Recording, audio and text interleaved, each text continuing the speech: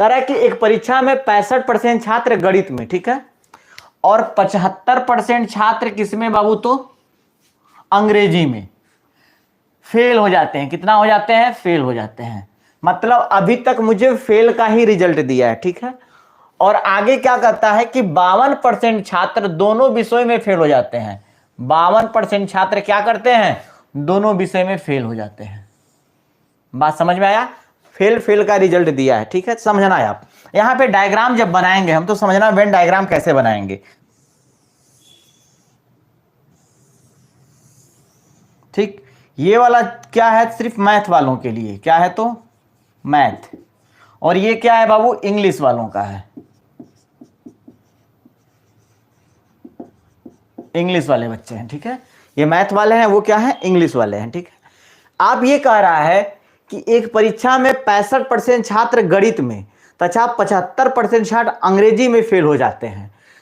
तो ये मैथ में फेल होने वाले छात्रों की संख्या है पूरा डायग्राम, और ये पूरा डायग्राम किसमें है? गणित में। ये फेल होने वाले छात्रों की संख्या है। क्या है? फेल। यहां पे भी क्या है बाबू? तो फेल होने वालों की डायग्राम है, ठीक है, समझना।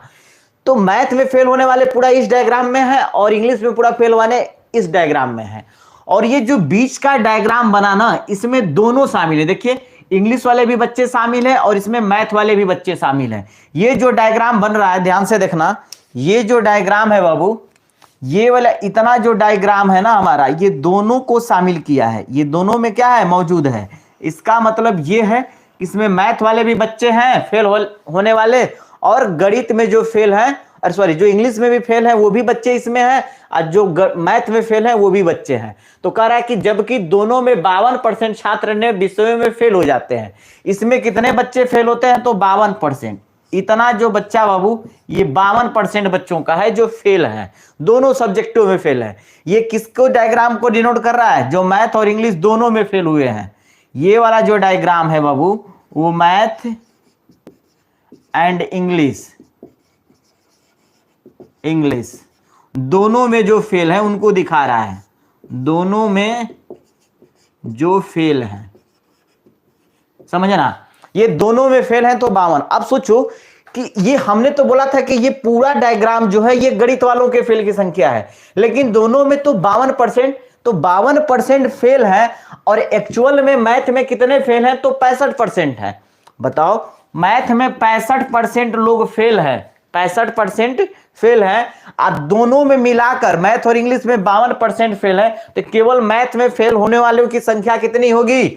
तो भाई 65 में से 52 को घटा दो, क्योंकि कुछ 65 का ही कुछ भाग इसमें भी शामिल हो गए हैं। देखो, ये पूरा का पूरा 65 था, जिसमें कि 52 दोनों में है, तो 52 भाई इंग्लिश वाला का भी तो इसमें शामिल है ना।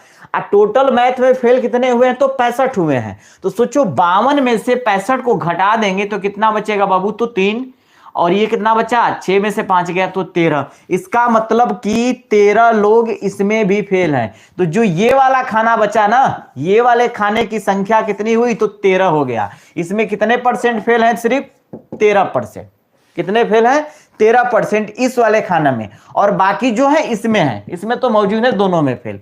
आप मुझे बताओ, ये इंग्लिश वालों की संख्या थी, ये पूरा कितने की? इंग्लिश की संख्या थी। इंग्लिश में कितने हैं बाबू? 75% है। इंग्लिश में कितने फेल हैं? तो 75%। आज दोनों में 52%, तो इतना स्थान पूरा देखो, ये पूरा जो बॉक्स था हमारा वो कितना था? 65%, सॉरी 75% था, लेकिन इतना कैप्चर कर लिया है 52%। तो बताओ 52% तो दोनों में ना फेल हुए हैं, तो सिर्फ इंग्लिश में कितने लोग फेल हुए होंगे? तो 52 में से घटा दीजिए इसको। क्या करेंगे? 52 घटाइए तो इसको में से कितना होगा? 5 में से 2 गया तो बाबू 3, 7 में से 5 गया तो कितना बच्चा? 2। मतलब 23%। कितने परसेंट फेल हुए हैं? तो 23%। मतलब ये वाला बॉक्स 13% है, ये 52% है, ये 23% है, और दोनों को जोड़ देंगे तो मैथ और इंग्लिश में कितने बच्चे फेल हुए हैं वो पता चल जाएगा। और आपको एक रिजल्ट और दिया है। क्या दिया है? 52% छात्र दोनों विषयों में फेल हो जाते हैं यदि दोनों विषयों में 48 छात्र पास होते हैं। ध्यान से देखना, फेल होने के कुल छात्रों की संख्या। अब यहां पे देखो, ये भी फेल का डाटा है, ये भी फेल का डाटा है, ये भी फेल का डाटा है, तो सब फेल आपस में क्या होंगे? Total fail percentage. Total fail percentage, fail percentage बराबर कितना होगा, देखो तो 13% ये है बाबू, और प्लस कितना है 52% भी फेल है, और प्लस कितना 23% भी फेल है। अब इन तीनों को जोड़ो तो कितने आ जाएंगे, 3 2 5, अब 5 3 कितना 8 होंगे भाई। देखो 3 2 5, 5 3 8, और 2 5 2 7, 1 8, 88% आ गया ना बाबू। कितने परसेंट आ गए हमारे फेल, तो 88% आ गए। आपसे पूछा जाए कि पास जो बच्चे हैं वो कितना परसेंट है, पास होने वालों की संख्या ना निकालना है। तो आप सोचो इतना टोटल फेल परसेंट है, इसलिए टोटल, आप देखो यहां पे जो दिया गया है किसका, 48 बच्चे जो है ना छात्र पास होते हैं, ये पास का डाटा दिया गया है। किसका डाटा दिया गया है, तो पास का। हमको तो अभी तक जो हमने डाटा निकाला वो तो फेल वालों का परसेंटेज निकला है ना, ये फेल वालों का परसेंटेज है, इसलिए पास वाले टोटल परसेंटेज कितने होंगे, इसलिए टोटल पास परसेंटेज कितने होंगे, परसेंट बराबर कितना होगा, ध्यान से देखो टोटल परसेंट तो 100 होता है, जिसमें से 88 फेल हो गया है, 88%। तो बच्चा कितना परसेंट पास हुआ है बाबू, 100 माइनस कितना 88 बराबर 12%। 12% बच्चे पास हुए हैं। तो यहां पे चूंकि दिया गया है 12% का ही तो वैल्यू दिया गया है, कितना देखो, यदि दोनों विषयों में 48 छात्र पास हुए हैं, मतलब कि 12% दोनों में पास हुए हैं, तो 12% का ही मान दिया गया है 48, इसलिए 1% का मान कितना होगा, कटा दो 12 से, 12 चौक के कितना 48, 1% बराबर 4। टोटल विद्यार्थी कितने होंगे, 100 अपने आप में होंगे, तो 100% का वैल्यू कितना आ जाएगा, 100% बराबर 4 गुणे कितना 100 बराबर 400। तो टोटल एग्जाम देने वाले विद्यार्थियों की संख्या कितनी हो जाएगी, 400 होगी। तो फेल को डिनोट कर रहा है, ये भी क्या हो रहा है, फेल को डिनोट कर रहा है, ये भी क्या हो रहा है, फेल को डिनोट कर रहा है। तीनों डाटा में हमने फेल कर दिया। या तो देखिए इसको बनाने का दो तरीका है, या तो सभी डाटा को फेल पे लेके चले जाइए, या तो सभी डाटा को पास पे लेके चले जाइए। लेकिन हम कब लेंगे पास पर, हमको देखना है ये वाला जो बीच वाला डाटा वो क्या है हमारा। अगर वो पास वाले का, देखो ये 52% किसका डाटा था बाबू, फेल होने वाले की संख्या थी ना, तो फेल के भी डाटा है, फेल के भी डाटा है, फेल के भी डाटा है, तो टोटल फेल परसेंटेज कितने होंगे, टोटल फेल परसेंटेज कितने होंगे बाबू। तो देखो 13%, इतना पार्ट 13 हुआ, ये बीच वाला पार्ट क्या हो गया 52, इतना पार्ट 23 हुआ, तो हमने लिखा 13 52 23, टोटल जोड़ दिए तो 88 कितना आ गया, 88% फेल हो गए। सोचो 88% फेल हुए तो पास होने वाले बच्चों की संख्या कितनी होगी। तो आप कहोगे सर 100 में से 88 को घटा दीजिए तो 12 आ गया, 12 आ जाएगा। इसका मतलब कि 12% बच्चे पास हुए हैं, किसमें, दोनों सब्जेक्टों में पास हुए हैं। 12% जो बच्चे पास हुए हैं वो दोनों सब्जेक्ट में, लेकिन कह रहा है कि यदि दोनों विषयों में 48 छात्र ही पास होते हैं, इसका मतलब 12% का मान ही तो 48 है ना, 12% का मान ही तो 48 है ना, तो 1% बराबर कितना हो गया 4 हो गया। अब सोचो 100% का मतलब टोटल विद्यार्थियों की संख्या को हमने मान लिया कितना 100 है, इसलिए 100% बराबर 100% मतलब खुद अपने आप में वही संख्या होती है जितने टोटल स्टूडेंट है, डिनोट करता है। 100% बराबर 4 गुणे 100 बराबर 400, क्योंकि 1% का मान 4 था तो इसलिए 100% का 4 से क्या करेंगे, गुणा कर देंगे। अब बताओ किसी, देखो यहां पे जिस बच्चे को डाउट हो रहा है ना, याद रखना कोई भी डायग्राम बनाना, ठीक है, इसका स्क्रीनशॉट ले। जैसे मान लो हम आपको कहें एक डायग्राम ऐसे बनाओ, मान लेते हैं, सोचो ये हिंदी है, ये हिंदी का डायग्राम था, ये मान लेते हैं मैथ का डायग्राम था। तो हिंदी में पास होने वालों की संख्या कितनी है, हिंदी में फेल होने वालों की संख्या मान लेते हैं 10 है, कितना है, मान ले 70% है हिंदी वालों में, और मैथ वालों में फेल होने की संख्या कितनी है बाबू, तो 50 है, और दोनों में 40% फेल हो जाते हैं। दोनों में कितने होते हैं, मतलब कि H एंड M दोनों में मिला के कितने फेल होते हैं, तो 40%। तो आप सोचो केवल मैथ में, केवल हिंदी में फेल होने वाले की संख्या कितनी हो जाएगी, ये दोनों का 40% ना है बाबू, तो केवल हिंदी में फेल होने वाले की संख्या 70 में से 40 घटा दो, कितना हो जाएंगे, तो यहाँ पे 30 हो जाएंगे। ये तो 40% यहाँ रहेंगे ही रहेंगे। केवल मैथ में फेल होने की संख्या 50 में से 40 घटा दो, कितने होंगे, 10 हो गए। मतलब मैथ में 10 फेल हो गए, यहाँ पे ये वाला डायग्राम 10 हो गया, ये भी 30 हो गया, ये 40 हो गया, तो इन तीनों को जोड़ दो तो किसको, फेल होने वालों की संख्या है। तो इस टाइप से सवाल को सोल्व करेंगे, ठीक है। कह रहा है कि एक परीक्षा में 80% छात्र भौतिकी में तथा 70% छात्र रसायन में पास हो जाते हैं। ठीक है, रसायन विज्ञान है, लिख लेना आप लोग, विज्ञान में पास हो जाते हैं, जबकि 15% छात्र दोनों विषयों में फेल हो जाते हैं। ठीक, यदि दोनों विषयों में 325 छात्र पास होते हैं तब कितने छात्रों ने परीक्षा दी थी, आपको यह बताना है। अब ध्यान से देखना, इसका भी डायग्राम हम क्या करेंगे, जस्ट उसी तरह बनाएंगे। एक ऐसे हमने क्या कर दिया, डायग्राम बना दिया, एक ये डायग्राम बना दिया। ठीक, अब देखो दोनों में जो पास वाले कितने हैं, 15% छात्र दोनों विषयों में पास होते हैं। ये कितना, 15%। ये किसको डिनोट कर रहा है बाबू, तो पास होने वालों को। ये मतलब P मतलब पास को डिनोट कर रहा है, याद रखना। फिर कहता है एक परीक्षा में 80% छात्र भौतिकी में तथा 70% छात्र रसायन में पास हो जाते हैं। क्या हो जाते हैं, पास नहीं, ये फेल को 15 दोनों विषयों में फेल हो जाते हैं, सॉरी ये फेल है। ठीक, और यहां क्या दिया है, 80% छात्र भौतिकी में तथा 70% छात्र रसायन में पास हो जाते हैं। सोचो भौतिकी में भौतिकी में कितने बच्चे पास होते हैं, तो भौतिकी में देखो कितने पास होते हैं, पास परसेंटेज बराबर कितना दिया है, 70।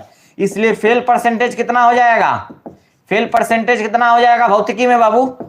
क्यों फेल ले रहे हैं, क्योंकि यहां पे हमें जो बीच वाला डाटा दिया वो फेल का दिया गया है। कितना का डाटा दिया गया है, फेल का, तो हमको फेल का डाटा लेना होगा। तो 70% पास होते हैं तो फेल कितने होंगे, तो 100 - 70 बराबर कितने, 30% का हो गए, फेल हो गए भौतिकी में। रसायन में देखो कितने पास होते हैं, तो रसायन में कितने पास होते हैं बाबू, तो अच्छा भौतिकी में 70 नहीं है, भौतिकी में 80% है। क्या लिख रहे हैं हम भी डाटा, 80 हो जाएगा बाबू।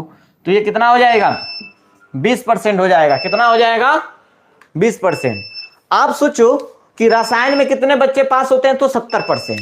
रसायन में कितने हैं, रसायन में पास परसेंटेज बराबर कितने हैं बाबू, तो कितने हैं, 70%। ठीक, इसलिए फेल वाले कितने संख्या होंगी, फेल परसेंटेज बराबर कितना हो जाएगा, फेल परसेंट बराबर कितना, 100 - 70 बराबर 30%। ये देखो ये भौतिकी का है, यहां लिख देना भौतिकी में फेल परसेंटेज, यहां लिख देना ऐसे रसायन में फेल परसेंटेज कितने होंगे, 100 - 70 बराबर 30%। अब सोचो हमने क्या निकाल दिया, वो 20% फेल हो रहे हैं। देखो 20% इसमें फेल हो रहे हैं, इसमें फेल होने वालों की संख्या कितनी है, फेल होने वाले की संख्या 15 कितना है बाबू, तो 20% है। कितना है, 20%। और इसके में फेल होने वालों की संख्या कितनी है, तो फेल होने वालों की संख्या कितनी है, अभी निकाले हैं तो 30% है। आप सोचो दोनों में 15% फेल होते हैं। ठीक, इतना भाग 15% फेल हो गया, तो सोचो ये पूरा 20% फेल होते हैं, जिसमें से इतना भाग दोनों का मिलाकर कितना है, तो 15% फेल हो गए। तो 20 में से 15 को घटा दो, मतलब कि 20 - 15 बराबर कितना, 5%। ये हमारा फेल हो गया। 5% किसको डिनोट कर दिया, फेल को। अब सोचो यहां पे हमारा टोटल कितना है बाबू, तो 30 है। 30 में से 15 घटा दो, कितने बचे गए, 15%। ये हमारे फेल को डिनोट कर गए। किसको डिनोट कर गए, तो फेल।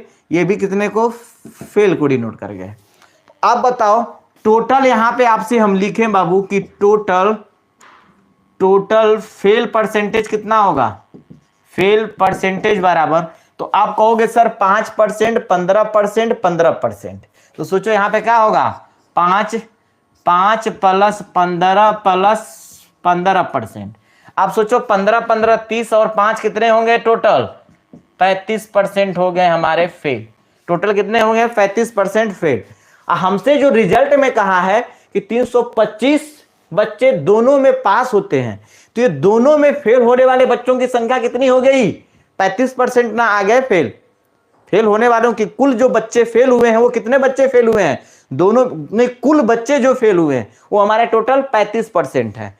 तो 35% है बाबू। तो आप बताओ, इसलिए टोटल पास परसेंटेज कितने होंगे, तो पास परसेंट बराबर कितना, 100 - 35%। 100 - 35% बाबू जब घटा देंगे तो कहां बचेगा इतना, 65% क्या होंगे, पास हो गए। क्योंकि मुझे एक बात बताओ, क्योंकि 65% का ही तो मान दिया है, कितना 65% का ही मान तो दिया है 325, कितना दिया है बाबू तो 325, तो 1% का मान कितना होगा 1% बराबर, तो आप बोलोगे 325 बटा में कितना 65, इसलिए 100% बराबर कितना हो जाएगा बाबू 100% बराबर 325 बटा में कितना 65।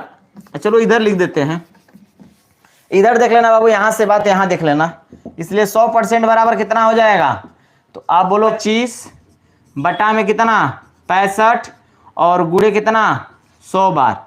ये देखो 5 से कटाओ ना, 5 से 13 पाचे 65, 5 से कटाओ इसको कितने बार में जाएगा तो 65 बार में कट जाएगा, फिर 13 से कटा दो 5 बार में, मतलब कि 500 आएंगे बाबू। टोटल विद्यार्थियों की संख्या कितनी थी 500 थी, टोटल स्टूडेंट कितने थे तो 500।